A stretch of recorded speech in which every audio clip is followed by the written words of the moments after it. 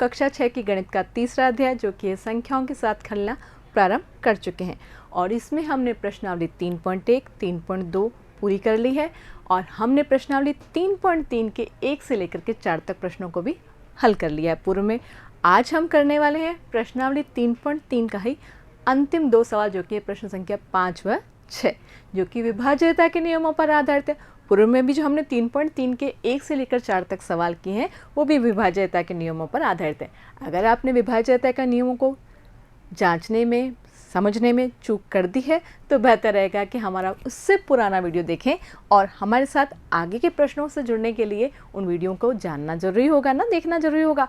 तो देख करके हमारे साथ जुड़िए और फिर जानिए कि सवालों को हल करना कितना सरल हो रहा है। ठीक है, तो अभी फ़िलहाल के लिए हम प्रश्नावली 3.3 का 5वां सवाल शुरू करेंगे और उसके बाद 6वां सवाल शुरू करेंगे।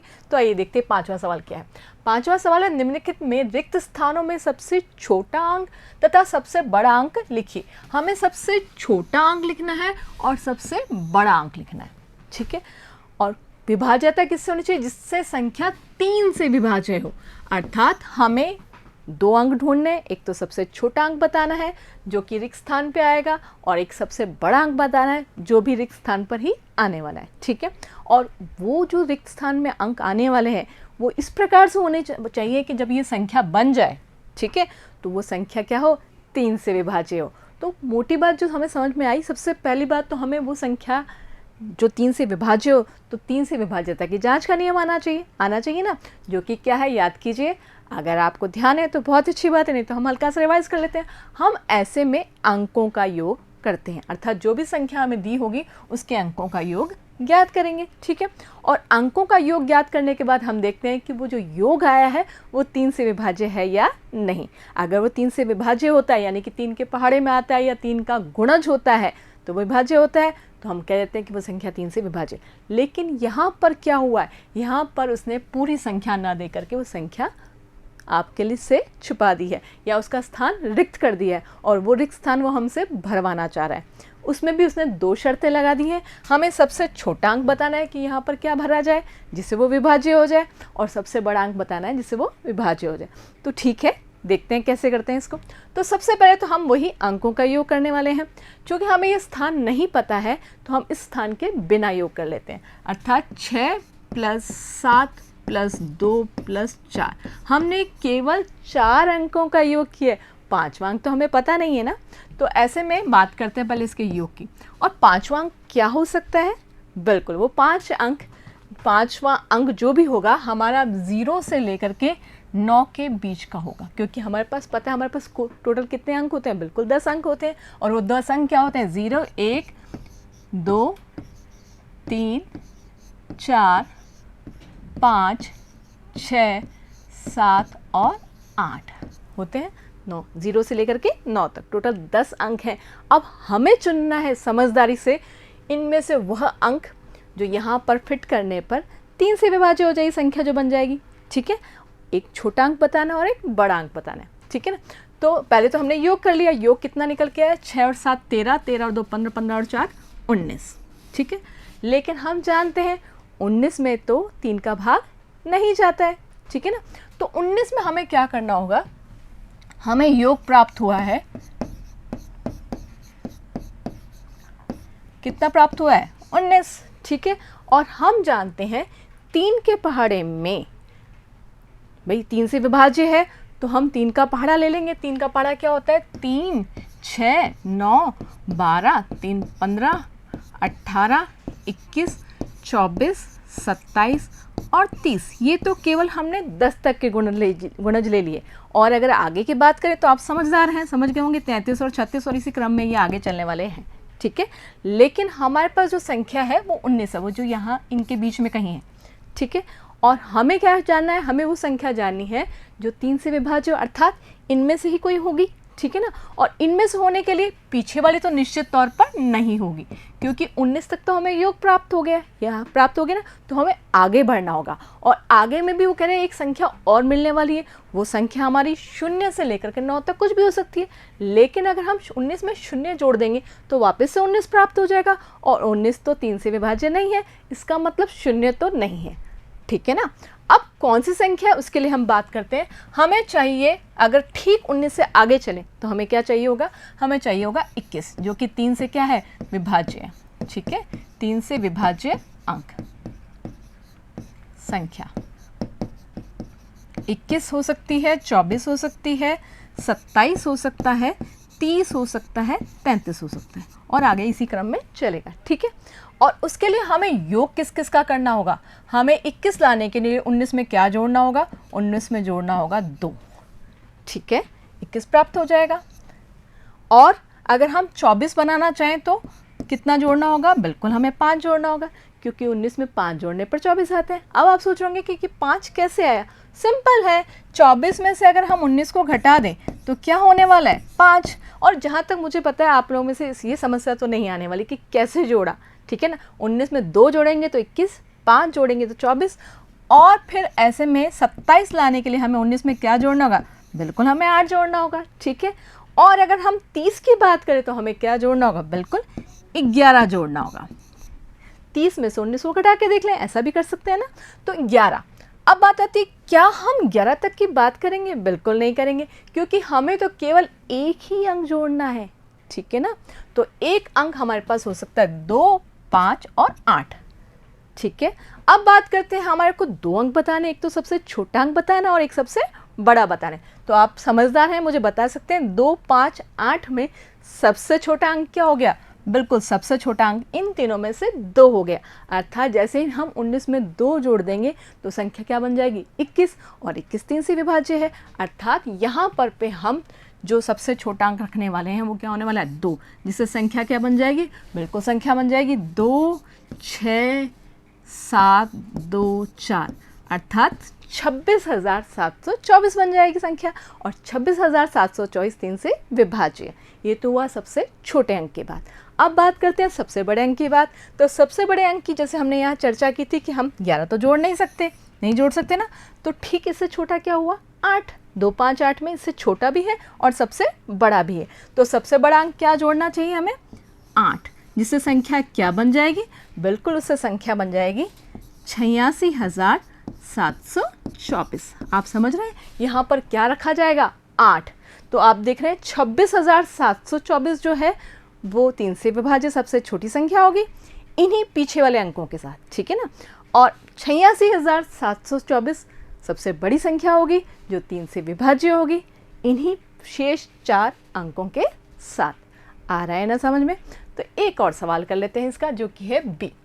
तो बी में आपके पास में, चूंकि पिछले सवाल में हमारा पहले स्थान पर अंक मिसिंग था, रिक्त था, जबकि यहाँ पर पे ये दूसरे स्थान पर रिक्त है। ठीक है, तो कोई बात नहीं, हमें तो इससे कोई फ़र्क नहीं पड़ने वाला, हमें तो सिर्फ योग करना है। तो अंकों का योग के लिए हम क्या करेंगे, 4 + 7 + 6 + 5 और प्लस में 2। वैसे तो वो अंक भी जोड़ना था, लेकिन हम जोड़ बाद में घटा करके देख लेंगे। ठीक है ना, तो यहाँ पर पे 4 और 7 कितना हुआ, 11। 11 में 6 जोड़े 17, 17 में 5 जोड़े 22, 22 और 2 24। तो 24 अंक हमें योग से प्राप्त हुआ। अब आप बताएं, 3 के पहाड़े की वैसे बात करें तो 24, 3 के पहाड़े वापस लेते हैं, 3, 6, 9, 12, 15, 18, 21, 24, 27, 30, 33 और आगे ये चलता रहेगा, ऐसे ही होता है ना। तो अब हम ये जो सभी वो संख्याएं हैं जो 3 से विभाज्य हैं, तो यहाँ पर पे हमने देखा कि प्राप्त योग कितना हुआ हमारा, प्राप्त योग हुआ 24, और 24 में 3 का पूरा भाग जाता है, अर्थात कुछ भी जोड़ने की आवश्यकता नहीं है। और कुछ भी नहीं जोड़ने को हम क्या कहते हैं, बिल्कुल हम क्या कहते हैं, शून्य अंक कहते हैं। ठीक है ना, क्योंकि हमने बात की थी हम इन संख्याओं में से, इन अंकों में से चुनेंगे। ठीक है, और पूर्व में हमारे पास था क्या, 19 तो खुद ही भाग नहीं जा रहा था, तो 0 जोड़ने से कोई फर्क नहीं पड़ा, तो हमें कुछ ना कुछ तो जोड़ना ही था शून्य के अतिरिक्त।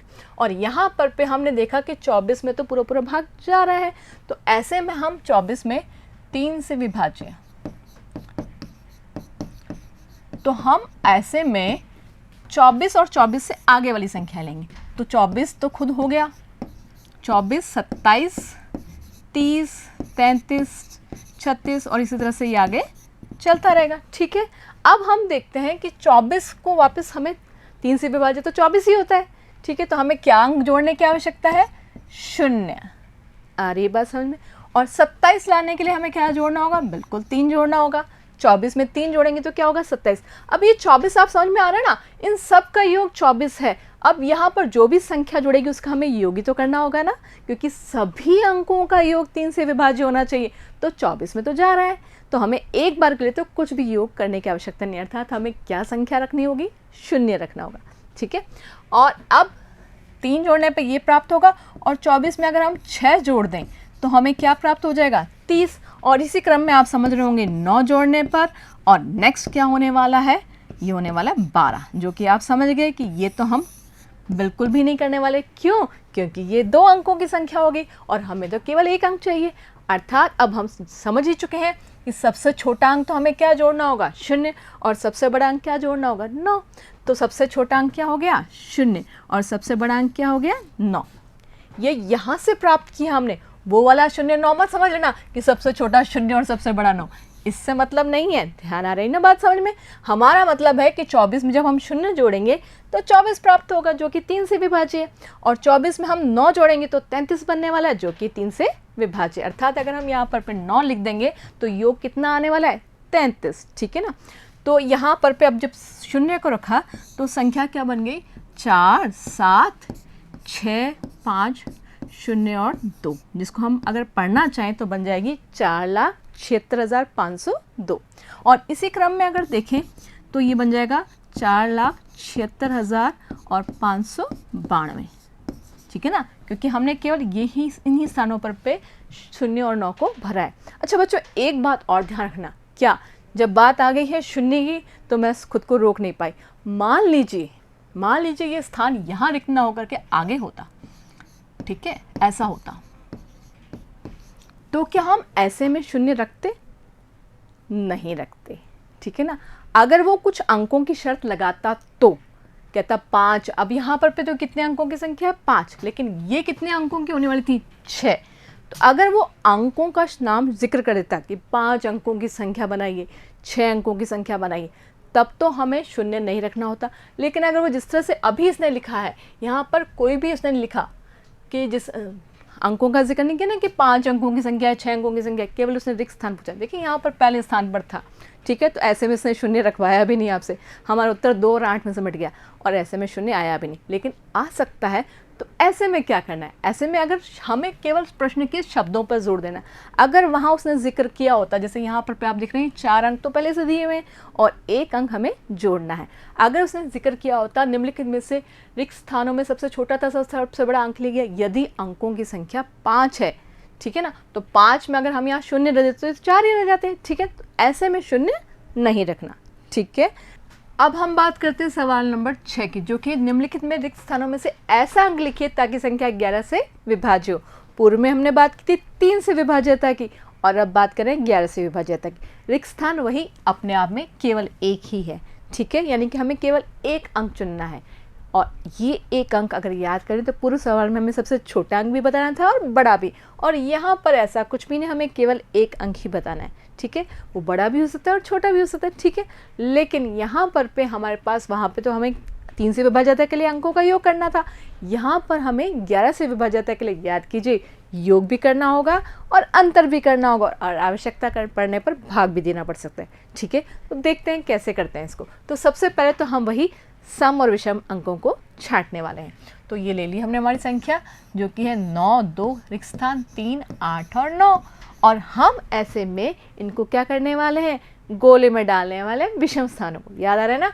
तो और ये हमें कहाँ से चुनना है? बिल्कुल हमें दाएं से चुनना है। ध्यान है ना, क्योंकि बाईं तरफ तो संख्याओं की लिमिट पता नहीं होती, कभी वो 3 अंकों तक सिमट जाती है, 5 अंकों तक, अर्थात 100वां स्थान भी हो सकता है और 1000वां भी हो सकता है, लेकिन इकाई का स्थान तो निश्चित तौर पे होगा ही होगा। और वैसे भी हम जानते हैं इकाई, दहाई, सैकड़ा, संख्याएं किस तरह से बढ़ती हैं? हमेशा दाएं हाथ से बाएं हाथ की तरफ बढ़ती है। तो निश्चित तौर पर याद रखिएगा कि दाएं स्थान से ही हमें इनको गोले में डालना है। तो सबसे पहले गोले में डाला और विषम स्थान को, सम स्थान को छोड़ दिया, केवल विषम स्थान ही लेने हैं हमें, ध्यान है ना आपको। और आप चाहें तो उल्टा भी कर सकते हैं। ठीक है, अब दाएं स्थान से हमारे पास अंक क्या है? 2 3 और 9, और 2 3 9 को हम जोड़ देंगे, 2 + 3 + 9, जो कि क्या हो गया? 3 और 2 5, 5 और 9 14। ठीक है। अब बात करते हैं सम स्थान पे। तो सम स्थान पर पे हमारे पास बिना रिक्त स्थान का 9 और यहाँ तो कुछ भी नहीं है, कुछ भी नहीं है तो कुछ मान लें क्या? बिल्कुल, हम इसको मान लेते हैं x, ठीक है। 9, x और 8 को हमें जोड़ना है, तो हम क्या लेने वाले हैं? 9 + x + 8, ठीक है। अब 9 + x + 8 क्या हो गया? 17 + x, ठीक है। क्योंकि x तो हमारे को पता ही नहीं है तो वो बीच में जुड़ भी नहीं पाएगा, ठीक है ना। वो एक अलग पड़ा रहेगा, मतलब वो अपनी उपस्थिति का एहसास दिलाएगा कि मैं बेशक दिखाई नहीं दे रहा हूँ लेकिन मेरा स्थान तो रहेगा ही, ठीक है। तो ये अपना स्थान बना रहा है यहाँ पर, ऐसा समझ लीजिए। तो 17 + x में ये तो समझ में आ रहा है कि अगर हम x की जगह 0 भी अगर ले लें तो मान क्या होने वाला है? 17 होने वाला है, अर्थात ये मान इससे तो ज़्यादा ही होने वाला है। तो अब हम किस में से किसको घटाने हैं? बिल्कुल भाई, हम 17 + x में से 14 को घटाने वाले हैं, ठीक है ना। अंतर भी तो निकालना है ना। तो 17 + x में से जब हमने 14 को घटाया तो मान कितना प्राप्त हुआ? हमें मान प्राप्त हुआ 3 + x, अर्थात 3 में कुछ जुड़ेगा और फिर वो संख्या हमें पता चलेगी कि वो 11 से विभाज्य है या नहीं। तो अब याद कीजिए 11 से विभाज्यता के लिए हम अगली बात क्या करते थे? बिल्कुल, अगर अंतर का मान 0 प्राप्त हो रहा है तो निश्चित तौर पे 11 से विभाज्य है, लेकिन ये 3 में तो कुछ ना कुछ जुड़ रहा है ना, 0 तो किसी भी हाल में प्राप्त नहीं होगा। या फिर अगर 0 नहीं आता है तो 11 से विभाज्य होने के लिए इसको 11 के गुणज होना चाहिए। आ रही है ना बात समझे? तो अब आप समझे मैं कहना क्या चाह रही हूँ। 3 + x का जो भी मान प्राप्त होगा वो 11 से विभाज्य होना चाहिए, ठीक है ना। और 11 से विभाज्य के लिए हम शुरुआत क्या करते हैं? 11 के पहाड़े को ले लेते हैं, यानी कि 11 यूनिट, 11, 22, 33, 44। समझ में आ रही है ना बात? 11 से विभाज्य तो यही होंगे ना। तो अब 3 में मैं क्या जोड़ूं कि क्या बन जाए? बिल्कुल 11। तो आप समझ ही गए होंगे, ऐसे में मुझे क्या जोड़ना है? 8, अर्थात ये जो x है ये क्या बन जाने वाला है? 8, ठीक है। और हमें तो केवल एक ही संख्या बतानी, तो हमने वो संख्या ढूंढ ली। वो संख्या क्या निकली? वो संख्या निकल के आई है 11 से विभाज्य होने के लिए आवश्यक अंक हमें क्या चाहिए होगा? 8। आ रही है बात समझ में? और जैसे ही 8 हम यहाँ डाल दें तो संख्या बन जाएगी, ये बन जाएगी 8, 3, 8 और 9, यानी कि अगर इसको हम पढ़ना चाहें तो ये बन जाएगी 9,28,389। अब हम लेने वाले हैं अगला सवाल जो कि छठे का बी। अब आप देख पा रहे हैं यहाँ पर पे 1, 2, 3, 4, 5 और 6 अंकों की संख्या दी हुई है, जिसमें से 5वां स्थान यानी कि इकाई, दहाई, सैकड़ा, हज़ार और 10,000वां स्थान रिक्त है। तो ढूंढ लेंगे जैसे हमने पूर्व में किया था, ठीक है ना। तो 11 से विभाज्य तो होने के लिए फिर वही हम अंकों को गोले में डालने वाले हैं विषम और सम को पृथक करने के लिए। तो लिख लेते हैं इन अंकों को। 8 रिक्त स्थान, 9, 4, 8 और 4, और स्थान गोले में डालेंगे दाएं हाथ की तरफ से। तो 1, 2 और अब तो ये भी रिक्त स्थान गोले में आ गया, ठीक है ना। और यहाँ पर हम इसको क्या मानने वाले हैं? बिल्कुल, हम इसको अगर हम x मान लें तो हमारे लिए सुविधाजनक होने वाला है। और शेष स्थान तो हमें पता है सम स्थान है, तो जोड़ना शुरू करते हैं। x + 4 + 4 जो कि बन जाएगा x + 4 + 4, अर्थात बन जाएगा ये x + 8। आ रही है ना बात समझ में? और अब हम सम स्थान के अंकों का योग करने वाले हैं जो कि 8, 9 और 8। तो जोड़ते हैं 8, 9 और 8, तीनों को जोड़ा तो क्या बन गया? ये 25। 8 और 8 16, 16 में 9 जोड़े 25। आप इसको किसी भी क्रम में जोड़ सकते हैं ना। तो अब आप मुझे बताएं कि इन दोनों में बड़ा कौन है? अब आप सोच रहे होंगे मैम x का मान तो कुछ भी हो सकता है। कुछ भी नहीं हो सकता। x का मान 0 से लेकर के कहाँ तक हो सकता है? बिल्कुल 0 से लेकर के ये मान हो सकता है 9 तक, क्योंकि हमें जो विभाज्यता अंक ढूंढना है वो केवल एक अंक ढूंढना है, और एक अंक हमारे पास 0 से लेकर के टोटल 9 तक होते हैं। 0, 1, 2, 3, 4, 5, 6, 7 और 8 और 9, यही तो हमारे पास कुल 10 अंक होते हैं ना। तो इनमें से कोई एक अंक आएगा, और एक अंक अगर हम अधिकतम से अधिकतम में जोड़ दें तो अधिकतम अंक हमारे पास क्या है? 9। जैसे ही मान लें 8 में 9 जोड़ा तो कितना होने वाला है? 17, और 17 तो 25 से छोटा होता है ना। तो बिल्कुल हमारे पास ये संख्या बड़ी है और ये योग छोटा है, ठीक है ना। तो हम अब ऐसे में क्या करने वाले हैं? 25 में से घटाने वाले हैं x + 8 को, जो कि क्या होने वाला है, जो कि होने वाला है 25 माइनस आक्स माइनस 8, अर्थात ये हो जाएगा, क्या हो जाएगा, 25 में से 8 जाने पे कितना बचता है, बिल्कुल 17 बचता है। तो 17 माइनस एक्स।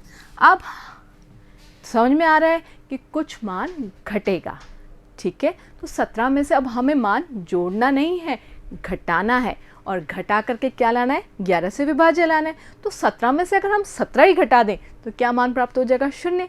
लेकिन 17 तो फिर से हम नहीं ले सकते क्योंकि अंक हमारे पास केवल एक ही रिक्त है, और 17 तो 2 अंकों की संख्या होती है ना, तो 17 तो नहीं घटाएंगे, ये तो समझ में आ रहा है। तो फिर हम ऐसी संख्या चुनेंगे। 17 क्यों घटा रहे थे, बिल्कुल क्योंकि हम जानते हैं 11 से विभाज्य होने के लिए या तो उसको 0 होना होगा, और 0 के लिए तो 17 में से 17 ही घटने होंगे ना, और या फिर उसको 11 के गुणज होना होगा। तो 11 से गुणज की बात करते हैं। 11 से विभाज्य होने के लिए हमें क्या क्या अंक चाहिए होंगे, बिल्कुल हमें चाहिए होंगे 11, 22, ठीक है ना।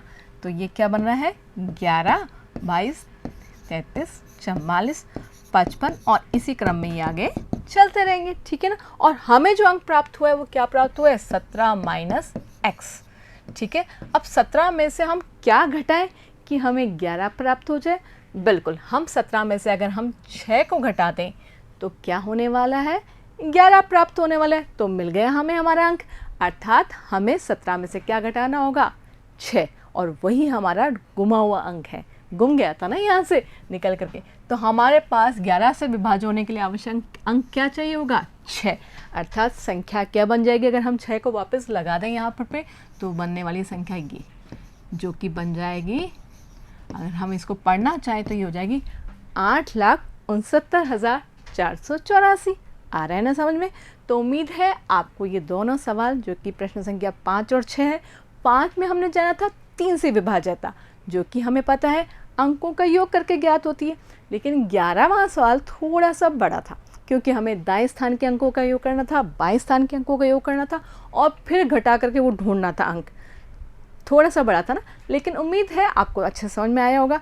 साथ ही याद रखिएगा, अगर अभी तो हमने केवल ये जो रिक्त स्थान थे उनकी जांच की थी 3 और 11 पर, हो सकता है कभी वो आपसे 2 से विभाज्यता इसी प्रकार से पूछ ले, रिक्त स्थान दे करके 4 से, 5 से, 7 से, 7 तो हमें परीक्षा में है नहीं ना, 8 से और 11 और 10 से भी पूछ सकता है ना। तो ऐसे में इसी तरीके से हम विभाज्यता के नियमों को याद करेंगे और उसको इसी प्रकार से अप्लाई करके उत्तर ढूंढ लेंगे। तो उम्मीद है आपको समझ में आ गया होगा। मिलते हैं नए वीडियो में नए प्रश्नों के साथ, जुड़े रहिए। धन्यवाद।